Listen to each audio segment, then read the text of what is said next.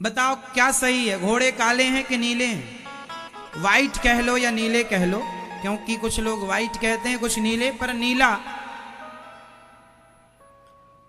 नीले हैं। तो क्या सही है, काले हैं घोड़े के नीले हैं? घोड़े तो हैं नीले, नीले थे, परंतु कद्रू ने कहा कि काले हैं। शर्त लगी तो विनिता को लगा जब सही है तो अच्छा सुनो, यदि तुम शर्त हार गई तो तुम हमारी दासी बन के रहोगी। ठीक है, शर्त लग गई दोनों में। कद्रू ने अपने बेटों से कहा जाओ सूर्य भगवान के घोड़ों में लिपट जाओ। तो सारे सांप, काले काले सांप गए और घोड़ों में लिपट गए पूरे, तो घोड़े हो गए काले। और जब सूर्य भगवान आए तो उनके घोड़े काले। कद्रू ने कहा देखो काले हैं, तुम शर्त हार गई, चलो आज से तुम ये अपना अच्छी वाली साड़ी उतार दो और ये दासी वाली साड़ी पहनो, आज से तुम हमारी दासी हो। और खूब अत्याचार किया कद्रू ने, फिर खूब मारना पीटना, तुम दासी हो मारना पीटना, बहुत तंग किया साहब, बहुत परेशानी। तो कैकई ने कहा, मंथरा ने कहा कैकई तुम्हें भी कौशल्य ऐसे ही मारेगी पीटेगी। देखो जरा कहां की बात कहां समझा रही है ये मंथरा।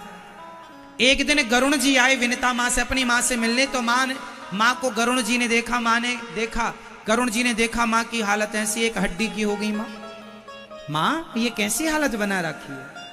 मां ने कहा बेटा तेरी ये मां ने शर्त लगाई थी, मैं हार गई। गरुण जी ने कहा घोड़े तो बिल्कुल नीले हैं, आपने सही कहा, अब मैं सांपों को देखता हूं, फिर से शर्त लगाओ। शर्त लगी, कल देखेंगे। और जब कल फिर कद्रू के सांप जाके लिपटने लगे तो गरुण जी ने सांपों को, तब से गरुण जी ने सांपों को खाना शुरू कर दिया। तुमने हमारे मां के साथ छल किया, अब तुम जहां दिखोगे वहीं खा जाएंगे, इसलिए गरुण खाते हैं सांप को। तुमने हमारी मां के साथ छल किया, सैकड़ों साल दासी बना के रखा, इसलिए आप लोग अपनी मां के पास जाते रहा करो, पता नहीं कौन आपकी मां के साथ क्या व्यवहार करे।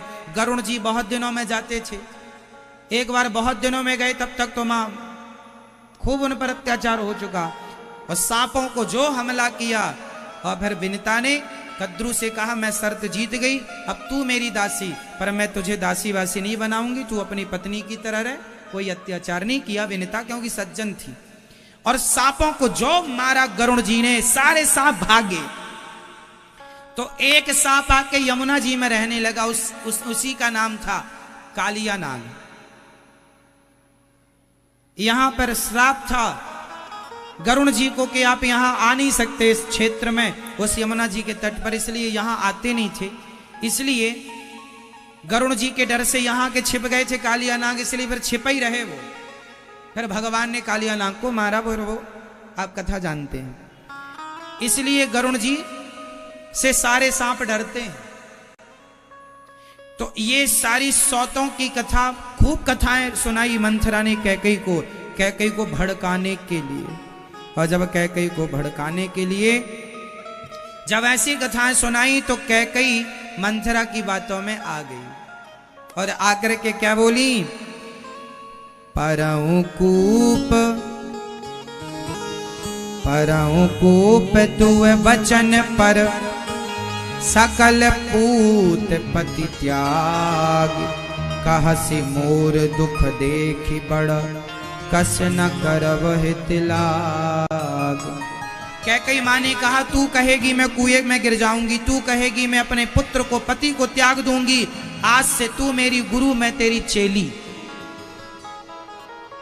भड़काने वाले लोग भड़काते ऐसे हैं, उसको बिल्कुल कैप्चर कर लेते हैं, अपने वश में कर लेते, फिर वो किसी की नहीं सुनता या सुनती। क्यों मेरी मां सही है? भड़काने वाले जब किसी को भड़काते हैं, गजब तरीके से भड़काते हैं। मंथरा ने ऐसे भड़काया, कैकई ने सरेंडर कर दिया और कहा दशरथ, अब कैकई बोली बताओ मैं क्या करूं? तब मंथरा ने कहा कि तुझे 2 वरदान देने का दशरथ जी ने कहा है, तू आज कोप भवन में चली जा कपड़े उतार देना, श्रृंगार उतार देना, सामान्य कपड़े पहनना, और दशरथ जी आए तो जब तक राम की सौगंध ना खाएं तब तक ना मांगना। देखो कितनी चतुर है ये, पूरा षड्यंत्र जानती। आप लोग भी ऐसे भड़काने वाले लोगों से जरा सावधान रहना, नहीं आपके घर में भी ऐसी आग लगाते हैं लोग। कैकेयी ने पूरा प्लान किया था और कहा कि जब तक राम जी की सौगंध दशरथ जी ना खाएं तब तक मांगना मत। अब कैकेयी अपना काम करके अब यहां गोस्वामी जी कह रहे हैं, को ना कुसंगति पाए न साही। कुसंग पाकर कौन नहीं बिगड़ा। इसलिए आपको एक बात समझनी चाहिए, इस धरती पे, इस संसार में त्याज्य क्या है? बताओ किसका त्याग करना चाहिए? किसका त्याग करना चाहिए? कुसंग का। किसका त्याग करना चाहिए? कुसंग का। कुसंगति पाकर के कैकेयी मां बिगड़ गई। कुसंगति पाकर के कौन नहीं बिगड़ा। इसलिए आप अपने बच्चों को, अपनी बेटी, अपने बेटों, अपने आप को कुसंग से बचाइएगा। कुसंग ही सर्वनाश करने वाला है और सत्संग ही आपका लोक परलोक संवारने वाला है। इसलिए सठ सुध रही सत्संगति पाई, पारस परस कुधात सुहाई। सत्संग से बिगड़े लोग सुधर जाते हैं और कुसंग से बने लोग बिगड़ जाते हैं। इसलिए हम आपसे और आपके बच्चों से कहते हैं कि आप कथाओं का संग कीजिए। ये दास आपके जीवन को बिगड़ने नहीं देगा। मेरी एक भी बात आपने मान ली तो मुझे विश्वास है कि आप अपने जीवन में कभी असफल नहीं हो सकते, यदि मेरी बातों का आपने अनुसरण कर लिया, मान लिया तो। इसलिए आप अपना मोबाइल निकाल लो और YouTube पर आज 92 लाख लोगों का परिवार पूरा हो गया है। आप भी चैनल को सब्सक्राइब कर लीजिएगा। आप YouTube पर अनिरुद्धाचार्य जी डालिए, ऐसे चैनल खुल के आएगा। आपकी टीवी स्क्रीन पर आप देख पा रहे हैं, ऐसे चैनल खुल के आता है और अनिरुद्धाचार्य टाइप करने के बाद ऐसे खुलेगा और आप तुरंत ये लाल बटन को अपनी उंगली से क्लिक कर लीजिएगा। बेल आइकन जरूर दबाइएगा ताकि पहला नोटिफिकेशन आपको प्राप्त हो। आप भी चैनल को सब्सक्राइब कर लीजिएगा ताकि आपको भी यह बड़े परिवार से जुड़ने का मौका मिल जाए और आप भी इस बड़े परिवार से जुड़कर आप भी 92 लाख लोगों का परिवार, 92,53,941 लोगों के परिवार में आप भी जुड़ जाएं। ये लो आप जुड़ गए। धीरे धीरे आप सबके प्यार आशीर्वाद से यह परिवार 1 करोड़ लोगों का परिवार पूरा होने वाला है। और आप में से कौन कौन चाहता है कि 1 करोड़ का परिवार जल्दी पूरा हो जाए? 1 करोड़ लोगों का परिवार। तो चैनल को सब्सक्राइब कर लेना यदि आपने नहीं किया तो, और करके शेयर करना ताकि सबको कथाएं सुनने को मिले और सबको कथा सुनाने से सबको ज्ञान की वृद्धि होगी। यही सत्संग आज के युग में ना, कुसंग सब जगह। भले कुसंग अपने पांव पसार रहा हो, लेकिन ये दास अनिरुद्ध इस कलयुग के कुसंग में भी 3.5 घंटा आपको सत्संग कराता है। आप टीवी पर, मोबाइल पर यदि जुड़े हैं तो आपका समय सार्थक हो जाएगा। काम करते रहो, चलते फिरते रहो, जब समय मिल जाए तब थोड़ी सी कथा सुन लिया करो। कोई एक बात आपको अच्छी लग जाएगी, शायद वही बात आपके जीवन में आपको बहुत कुछ। कल मुझे एक सज्जन बता रहे थे कि वो पहले नौकरी करते थे, 20,000 रुपए मिलता था, और मैंने कथा में कहा था नौकरी लेने वाले नहीं, नौकरियां देने वाले बनो। ये बात उन पर इतना प्रभाव करी कि वो नौकरी देने वाले बन गए और उन्होंने कहा आज मैं लगभग लाख रुपए कमाता हूं और मेरे अंडर में लगभग 50 लोग 70 लोग काम करते हैं। देने, केवल विचार बदल गया। तो विचार कहां से आएंगे? अच्छे विचारों को आने के लिए भाई खिड़की खोलेंगे तब ना कमरे में हवा आएगी। खिड़की खोलेंगे ही नहीं तो कमरे में हवा कहां से आएगी? उसी तरह जब आप अपने कानों को खोल करके कथा में लगाएंगे, तो कथा से ही ज्ञान की हवा प्रवेश करेगी, जो आपके जीवन में परिवर्तन करेगी, बदलाव करेगी। इसलिए अभी 29 तारीख से यहाँ भागवत जी की पोथी बैठेंगी। आप लोग भी भागवत जी की पोथी पाठ से अपने आप को जोड़ना।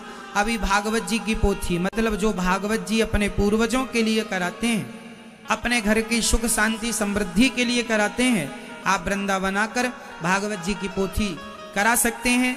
और 29 नवंबर से ये पोथी पाठ होंगी। आप जरूर जुड़ें, क्योंकि आप लोग अपने जीते जी भागवत जरूर सुन लेना, क्योंकि जीते जी ही हम पुण्य करें तो काम आता है। मरने के बाद फिर बच्चे करें ना करें, बच्चे करें तो अच्छा है। आप अपने बुजुर्ग माता पिता या जो नहीं है उनके लिए भी भागवत जी की पोथी पाठ का अनुष्ठान करा सकते हैं। यदि आप चाहें, भागवत जी सबका कल्याण करती हैं। आप जब सुने, जैसे सुने, आप सुने। प्रिय भक्तों, अब माता कैकेयी ने मंथरा के सारों पर नाचना शुरू किया। कोप भवन में गई और दशरथ जी को जब संदेशा मिला तो दशरथ जी कैकेयी मां के पास किसी के कहने पर दासी ने कहा महारानी कोप भवन में चली गई। दशरथ जी के तो मानो पांव के नीचे से जमीन खिसक गई। दशरथ जी डर गए कि राम को राजा बनाने का समय है और ये क्या अनहोनी हो रही है। दशरथ जी बहुत डर गए। धीरे धीरे दशरथ जी जाने लगे। कैकेयी मां के पास जब पहुंचे तो माता कैकेयी आज बड़ी डरावनी लग रही हैं। दशरथ जी डर गए। देवी, ये क्या तुम अंधकार भरे कमरे में बैठी हो और तुम्हारा श्रृंगार फैला हुआ है, बाल फैले हुए हैं, क्या है ये?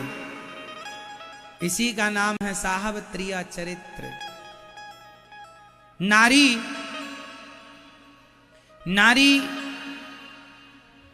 एक नारी है, एक नारी है माता कौशल्या, एक नारी है माता कैकेयी। दोनों नारियों में बहुत अंतर है। अब आप देखिए कि आपको कौन सी नारी बनना पसंद है। कैकेयी मां ने, राम जी ने कहा था कि मुझे वनवास भेजना, लेकिन राम जी ने यह नहीं कहा था कि तुम अपने पति के साथ अत्याचार करना। अब यहां ये काम कैकेयी मां अपने से कर रही हैं। षड्यंत्र। कहीं ना कहीं माता कैकेयी के अंदर लोभ जाग गया है। लोभ इस बात का कि मेरा राम, मेरा भरत राजा बनेगा तो मैं महारानी कहलाऊंगी, अयोध्या की राजमाता कहलाऊंगी। जहां लोभ होता है वहां विनाश होता है। लोभ ना हो। माता कैकेयी दशरथ जी से कह रही हैं, क्या देवी आपने कोप भवन में बैठकर, कोप भवन सोनी सकुच उराऊ, भय बस अगहुड़ परई न पाऊ। कैकेयी मां ने कहा आप बड़े कपटी हैं। दशरथ जी ने कहा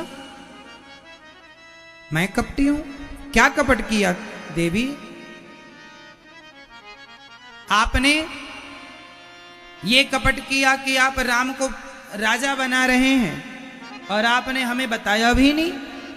दशरथ जी को लगा अच्छा शायद इन्हें हम बताए नहीं इसलिए गुस्सा है। अरे तो क्या बात है, हमने अभी तक इसलिए नहीं बताया क्योंकि तुम ही तो कहा करती थी बुढ़े हो गए हो अब राम को राजा बनाओ, मैं राम को राजा बनता हुआ देखना चाहती हूँ, तो मैंने तुम्हें स्वयं आकर सरप्राइज देना चाहा था, लेकिन तुम्हें तो पता चल गया।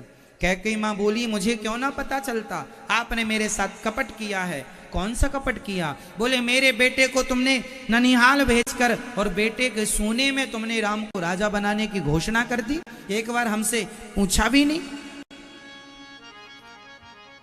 आज हम आपसे कुछ मांगना चाहती हैं। दशरथ जी ने कहा कैकेयी राम की सौगंध खाकर कहता हूं, 100 सौगंध, तुम जो मांगोगी मैं दूंगा। मांगूंगी दोगे? हाँ। मैंने 2 वरदान मांगे थे आपसे। आपको याद होगा एक बार दशरथ जी कैकेयी मां को लेकर के देवासुर संग्राम में गए थे वहां दशरथ जी के रथ का पहिया निकलने वाला था, तो कैकेयी मां ने उंगली डाल करके उस रथ के पहियों को निकलने से रोका था। तब दशरथ जी ने कहा था, देवी आपके कारण हमारी जान बची है, तो आपको हम 2 वरदान देंगे, क्या मांगती हो? कैकेयी ने कहा, जब जरूरत आएगी तो मांग लेंगे। कैकेयी ने कहा, आपने 2 वरदान देने का कहा था, आज तक तो आपने दिया नहीं। दशरथ जी ने कहा, कभी आपने मांगा ही नहीं। कैकेयी बोली, आज मांगती हूं। दशरथ जी ने कहा, 2 नहीं, आप जितने मांगोगी। बताओ किस राजा को मैं रंक बना दूं और किस रंक को राजा, तुम जैसे मैं खुश रहो कैकेयी, मैं वैसे तैयार हूं, बताओ क्या चाहती हो? कैकेयी ने कहा, यदि दे सको।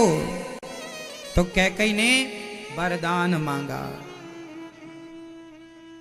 कैकेयी ने कहा, सुनहु प्राण प्रिय। कैकेयी ने दशरथ जी को क्या कहा? सुनहु प्राण प्रिय। कहती है प्राण प्रिय, ये जान ले रही हैं और कह रही हैं प्राण प्रिय। सुनहु प्राण प्रिय भावत जी का, देहु एक बर भरतहि टीका। पहला वरदान ये है कि तुम राम को, भरत जी को राजा बनाओ।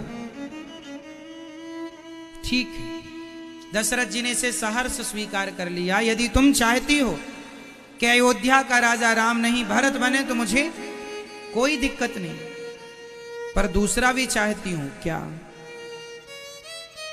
दूसरा वरदान कैकेयी ने मांगा, मांगाऊं दूसर बर कर जोरी। ये वरदान मांगते समय कैकेयी ने दशरथ जी से हाथ जोड़ लिया। मैं हाथ जोड़ के मांगती हूं। देखो जरा कितनी चतुर है मां, हाथ जोड़ के। पहले कहा प्राण प्रिय, मीठा कह कह के आदमी ना लूट लेता है।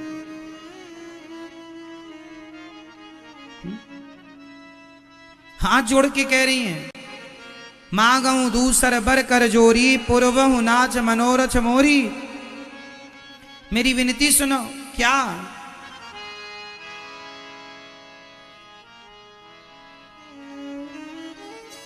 कह दिया कैकेयी ने।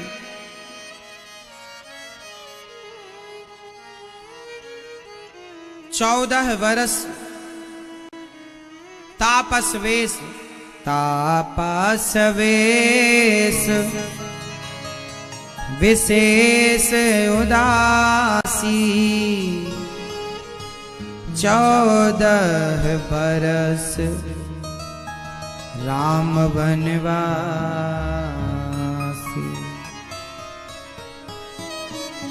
चौदह वर्ष के लिए राम को वनवास भेज। ये सुनकर तो दशरथ जी मानो निष्प्राण हो गए, मानो प्राण निकल गए।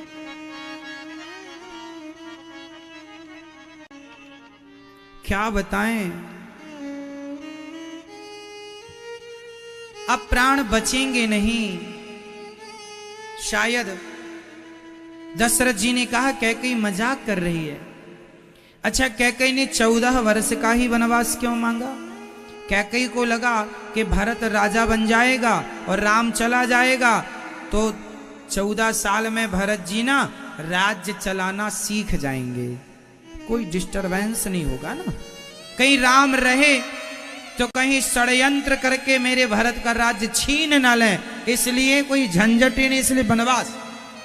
इसलिए माता कैकेयी ने राम जी को वनवास दे दिया। 14 साल का ही क्यों, इस पर हम आगे चर्चा करेंगे, बहुत सारे कारण हैं इसके। दशरथ जी हाथ जोड़कर बोले, देवी तुम जो मांगो मांग लो। भरत को राजा बनाना है, मैं अभी भरत जी को बुलाता हूं और बेटा भरत को राजा बनाऊंगा। तुम महारानी बनना, जो चाहो करो, पर कैकेयी राम को वनवास ना भेजो। जानती हो ना कि राम जंगल में कैसे रहेंगे? जो तुम कह रही हो कैकेयी, क्या कभी सोचा है कि उसका परिणाम क्या होगा? तब कैकेयी हंसती हुई बोली, अभी तो बड़ी सौगंध खा रहे थे, जो मांगोगे दे दूंगा। हम तो रघुकुल रीत सदा चली आई, प्राण जाए पर वचन न जाई। अभी तो बड़े सत्यवादी बने थे, और अब हमने वरदान मांगा तो देने से हिचकिचा रहे हो।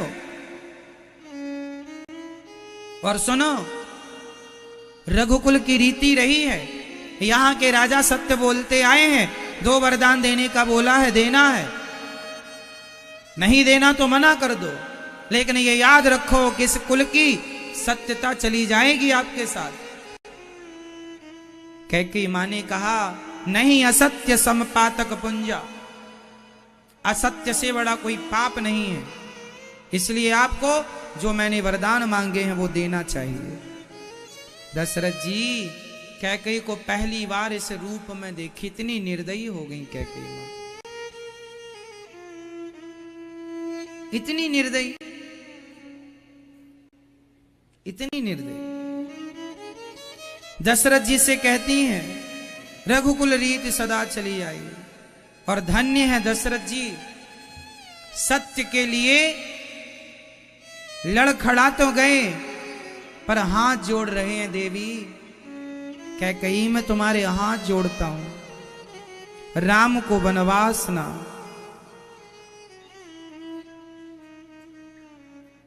राम को वनवास ना दो। यदि राम वनवास चले गए, मेरे मन में कोई छल नहीं है कि भरत को राजा नहीं बनाऊंगा, राम को राजा सोने में, ऐसा कोई नहीं था। राम के बिना मैं जी ना पाऊंगा। कैकेयी बोली, नहीं, सवेरा होते ही यदि राम वनवास नहीं गए 14 साल के लिए, तो मेरा आप मरा हुआ मुंह देखेंगे। दशरथ जी बोले, और यदि चले गए तो कैकेयी तुम मेरा मरा हुआ मुंह देखोगी। कैकेयी बोली, मरो तो मर जाओ, आप हमें अपनी मृत्यु का भय ना दिखाइए महाराज, मरो तो मर जाओ, पर राम को वनवास भेजना ही पड़ेगा।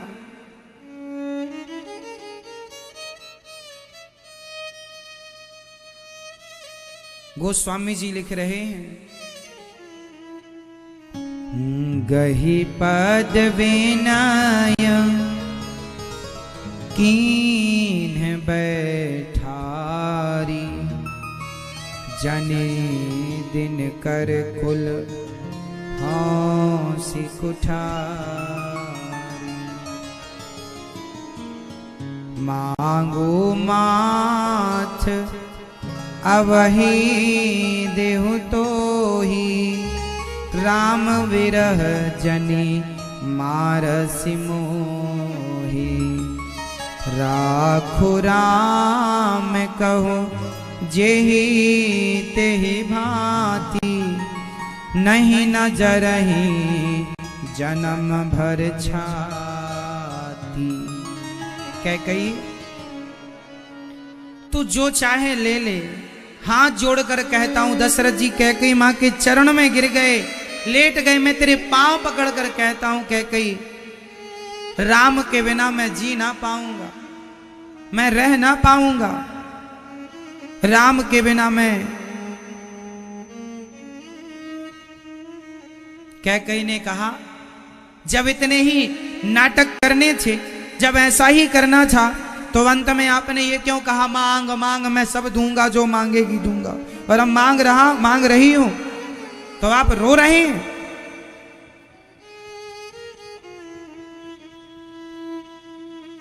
आप चाह रहे हैं कि हमारे कुल की कीर्ति भी बनी रहे, प्राण जाए पर वचन न जाए, और देना भी ना पड़े। या तो दो या मना कर दो, अपने कीर्ति को कलंक लगा लो। अब दशरथ जी के सामने चुनौती यह थी कि इनके वंश में आज तक किसी राजा ने झूठ नहीं कहा, जो कहा है वो किया है। देखो पहले वचनों की कितनी कीमत हुआ करती थी। पहले व्यक्ति कितना सच्चा और ईमानदार हुआ करता था, और आज का आदमी एक एक रुपए 2-2 रुपए में 10-10 झूठ बोलने को तैयार है। और दशरथ जी ने अपने कुल के वचन को रखने के लिए, सत्य को रखने के लिए कैकेयी की बात मानने पर मजबूर है। दशरथ जी जब देखे कि सुबह होने वाली है और कैकेयी बात नहीं सुन रही, रोए, गिड़गिड़ाए, चीखे, सब कुछ किया, कैकेयी पसीजी नहीं। दशरथ जी बेहोश होकर गिर गए। वो मन में सोचने लगे कि राम वनवास जाएंगे, कैसे जिएंगे, अभी गए नहीं, जाएंगे कितना दर्द होगा, राम के पांव में कितने कंकड़ कांटे चुभेंगे। ये सोच सोच कर दशरथ जी की छाती फटी जा रही है। सवेरा हो गया, चिड़िया चहकने लगी, राम राजा बनेंगे आज। राम राजा बनने की तैयारी सारे नगर में लगभग पूरी हो गई। पर सुमंत्र जी ने देखा कि आज सभा में पहली बार सवेरा हो गया और दशरथ जी नहीं। आज पहली बार ऐसा हुआ कि सुबह हो गई और राज दरबार में दशरथ जी, आज पहली बार ऐसा हुआ कि दशरथ जी सवेरे 4 बजे नहीं जागे। नहीं तो दशरथ जी के पूरे जीवन काल में एक भी सवेरा ऐसा नहीं था जिस सवेरे वो 4 बजे ना जागे। लेकिन आज वो जागे नहीं। क्यों नहीं जागे? क्योंकि वो मूर्छित कैकेयी के कोप भवन में पड़े हैं। सुमंत्र जी ने देखा, दासी ने संदेशा दिया कि कैकेयी ने बुलाया है। सुमंत्र जी गए। सुमंत्र जी ने जाकर दशरथ जी को देखा तो बेहोश पड़े दशरथ जी। सुमंत्र जी ने कहा, महाराज क्या हुआ? गए सुमंत्र तब राउर माही, देखी भयावन जात डिराही, डिरा गए। सुमंत्र जी डर गए। महाराज ये क्या हालत है? रोने लगे। मेरे राम को बुला दो, मेरे राम को। सवेरा हुआ। सुमंत्र जी तुरंत समझ गए कि कैकेयी ने कोई कुचाल रची। राम तैयार हो रहे थे। आज राजा राज तिलक था ना राम जी का। आज राम जी का राज्य तिलक था और राम जी राजा बनने की तैयारी कर रहे थे कि तभी सुमंत्र जी गए और सुमंत्र जी को प्रणाम किया। राम जी ने पिता की तरह, जी बोले, माँ ने बुलाया, पिताजी ने बुलाया। अब चल पड़े दशरथ जी के पास। जब राम जी आए तो राम जी ने देखा पिताजी मूर्छित पड़े हैं। राम जी ने पिताजी से कहा, पिताजी क्या हुआ? पिताजी, बस राम, मेरे राम, मुझे छोड़कर मत जाओ राम, कह ही रहे थे। तब माँ ने, राम जी ने माँ से कहा, माँ पिताजी की ये हालत किस कारण हुई? माँ ने कहा, बेटा कोई बात नहीं, तुम्हारे पिता ने हमें 2 वरदान देने का बोला था, हमने वो 2 वरदान मांगे तो अब इनकी ये हालत हो गई। माँ आपने क्या वरदान मांगा? कैकेयी माँ ने दोहरा दिया। राम जी ने कहा, माँ सुनो जननी सोई सुत बड़ भागी, जो पितु मात वचन अनुरागी। माँ वही बेटा, लायक बेटा है जो अपने माता पिता की बात मानता हो। माँ आप मुझसे बताइए, आपकी कौन सी आज्ञा पूरी करनी है? आपका बेटा ये राम जरूर पूरा करेगा।